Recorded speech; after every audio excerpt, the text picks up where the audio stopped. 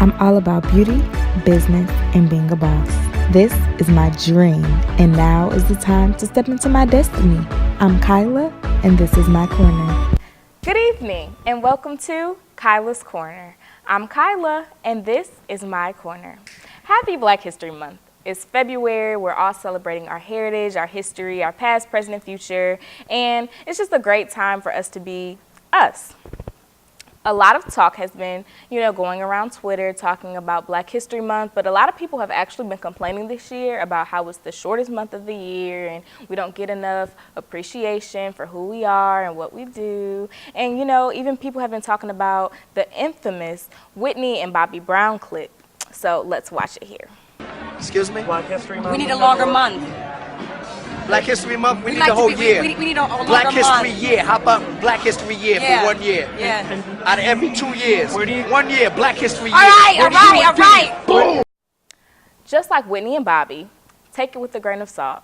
Celebrate throughout the whole year. Enjoy yourself, enjoy your history, and enjoy your heritage. Just because only February is Black History Month doesn't mean that's the only time you're supposed to celebrate it. Now, today in segment 1, we are going to be talking about 50 Shades of Black. What is that, you ask? Well, about 2 years ago, I wrote a blog post about the shade being thrown at Black people with our stereotypes, and I wanted to shed light on them. So I'll read to you all 50, and then I'll go through a couple of the ones who, make me feel some type of way, and I'll just kind of elaborate on them. So, here's 1 through 50. A professor of mine always told us that society says the only thing that Black people are good for is being rappers, trappers, and athletes. Black people always try to play the victim role. Black women are gold diggers. Black women try to be too independent. Talking proper is trying to be something that you're not.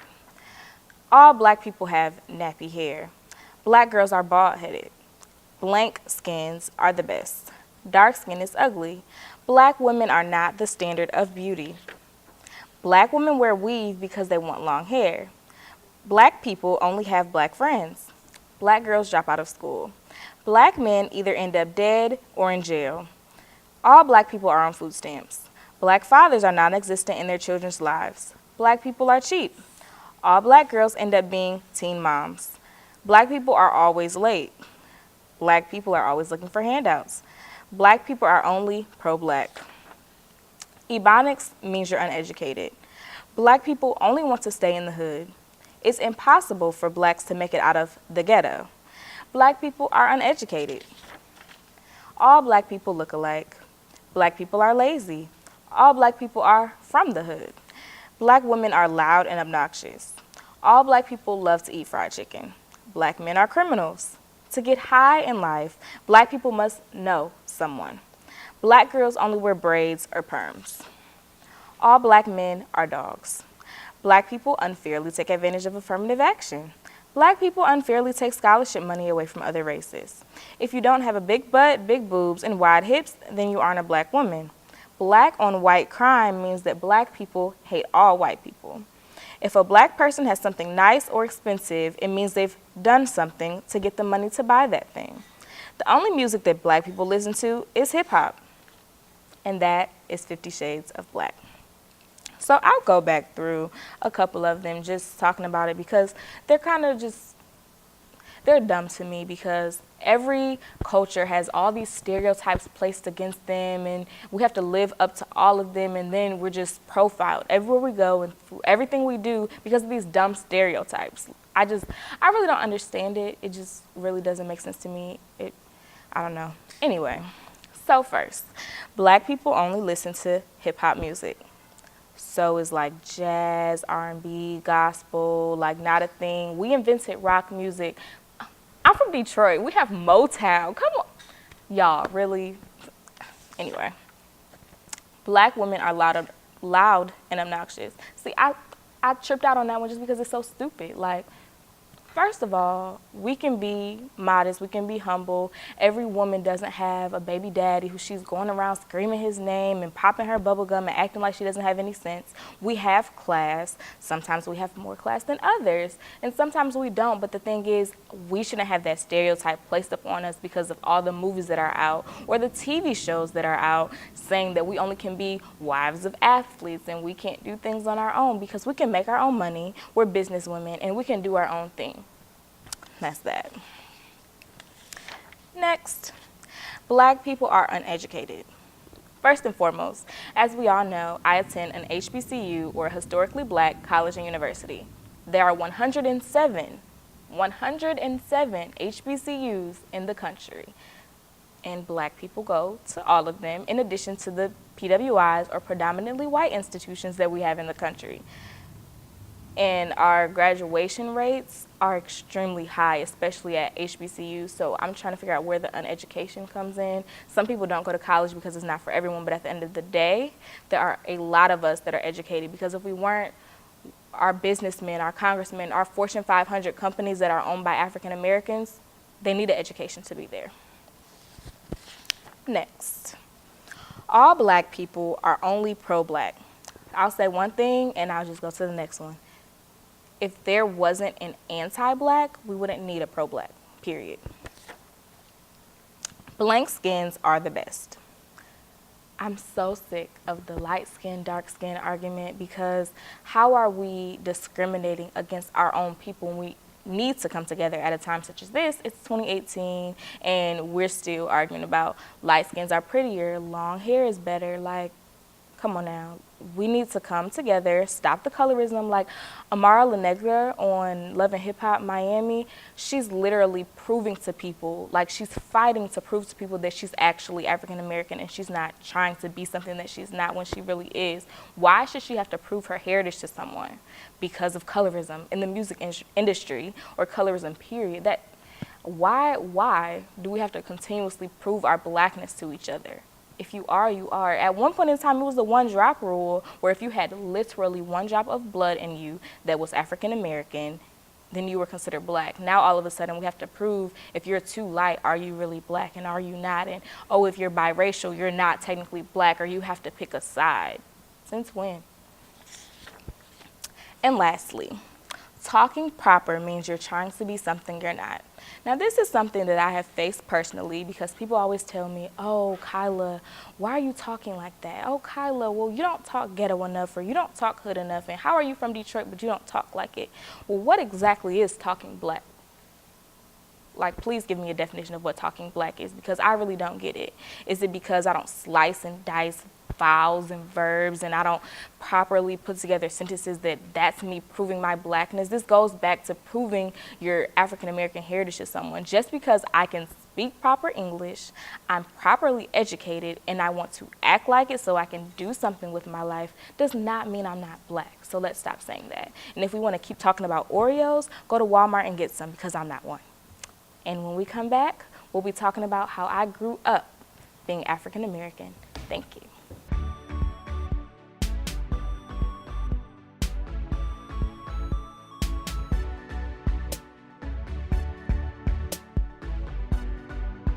Welcome back to Kyla's Corner. And now we will be talking about growing up Black. Thank you, Issa Rae, for coining the phrase, because it applies oh so much to my life. I was the epitome of an awkward Black girl growing up. I wasn't comfortable in my skin. I really didn't know what it meant to be Black. I never had an African American history class until about 11th grade maybe. And dealing with racism began in the 1st grade, and it ended in about the 12th grade. And it was really difficult for me to really figure out who I was. Like, I knew that I was African American because both of my parents are, but other than that, I didn't know anything besides Rosa Parks, Martin Luther King, and I don't know, like, I can't even think of a third person, because I really don't think I knew much except for those two pioneers in the African American community, because that's the only two people I learned about during Black History Month in my schools, because I went to predominantly Caucasian schools up until the 8th grade. So I never received that experience. I had maybe about 3 Black friends in my school altogether, like and that's it. Besides my church that I went to that was predominantly black, so I did get some education from there, but as far as the school systems, I didn't know who I was. I didn't know where I came from or anything really about the African American culture, and I never really got that cultured experience until I went to a HBCU, honestly, if we're being honest. So like I talked about in the previous episode, I did deal with racism. I had teachers in my elementary school who told me, you know, I wouldn't amount to anything. And they didn't say that in a literal sense, but after breaking down what they said to me and thinking about it and evaluating it, they were basically telling me that I was going to drop out at a young age, I wasn't going to be anything, I wasn't going to be educated, and basically I wouldn't be where I am today, literally, like standing in front of this camera. I wouldn't be at my university, and I wouldn't be the person that I am. If I would have listened to them, that would be true, honestly. And it was always like the question of, I was too smart for a black girl, and I must be cheating, or I must be doing something wrong. And they were just always looking for me to bring out that aggressive side and the mad black woman. And then when I did, of course, I'd get in trouble for it, and it was just always that battle between me being educated and me being proper and speaking the right way and acting the right way and trying to figure out what black really was. So that was really a struggle for me, just with my hair, with my ethnicity, with how to act, how to speak, how to just overall talk to people. It wasn't a concept I could grasp up until the 7th grade.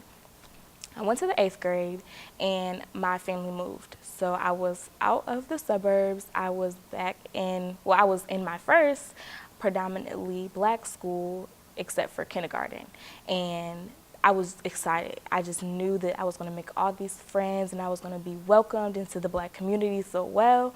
But unfortunately, I dealt with reverse racism in the 8th grade because I was told that I was talking white, and I was thinking that I was better than them, and I was trying to be someone who I wasn't, and oh, my hair was too straight, and then my hair was too nappy, and I was trying to make my hair nappy on purpose. And literally, I was in the 8th grade, and a girl threw a bottle of shampoo at me in the middle of my classroom and told me to wash my hair. I didn't know what to do at this point because the white community didn't accept me and the black community didn't accept me. So who could I find that was this gray area that I could be accepted by, except for my family? They were literally the only thing that I had. People would throw spitballs at me in the back of the bus. They would throw papers at me. They would tell me to wash up because I was dirty. Like, I dealt with so much. I didn't get it. Like, who am I supposed to be? How am I supposed to react to all this stuff? Like, so do I become angry? Do I fight? Do I just sit here and tolerate it? Like, either way, I was going to lose because I was going to get suspended for fighting. And if I sat there and tolerated it, I was a punk, basically. So I just really had to find something within me to just combat that in a positive way. And at the same time, still remain myself and not jump out of character and into that stereotypical black girl or mad black woman, right? So after all that, 13 years of nonsense, I'm here. I am at a black college and I'm loving it. I am now comfortable in my own skin. I've had multiple African American history classes. Sociology, I think, is the best minor for me to have just because all the social issues that we talk about, I've been through about 75% of them. So combating that, I think now at a later stage in my life, but it still helps me, if that makes sense. So it's just really great. I hope that you embrace your blackness and mine. And if you aren't African American, still embrace other people's blackness. Please understand that it usually is a struggle for us to really understand who we are and, still love your heritage and your culture as well while respecting mine. And when we come back, we'll have Kyla's closing thoughts.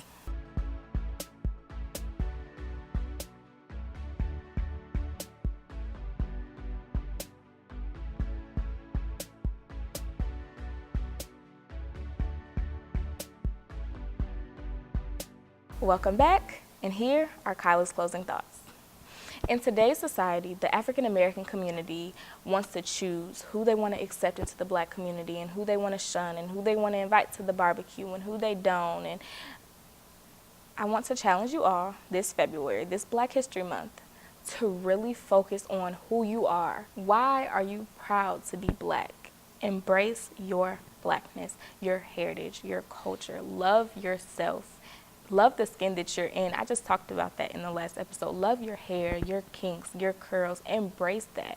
That's why we have Black History Month. Don't worry about the fact that it's only 28 days in the month and it's the shortest month out the year, but worry about the fact that we finally have reached enough milestones to have a month to celebrate each other. The fact that we have BET and the fact that we can actually celebrate Essence is 100% Black again. How awesome is that? These are the things that we need to be celebrating, not the fact that we'll be mad all 28 days, that it's only 28 days in this month and this is the month that we were given. You've wasted the month complaining for what? Nothing. Now you've wasted your breath, your time, your energy, and you haven't progressed in the community. You haven't progressed yourself, and you haven't progressed anyone else. You haven't helped anyone complaining, and you won't.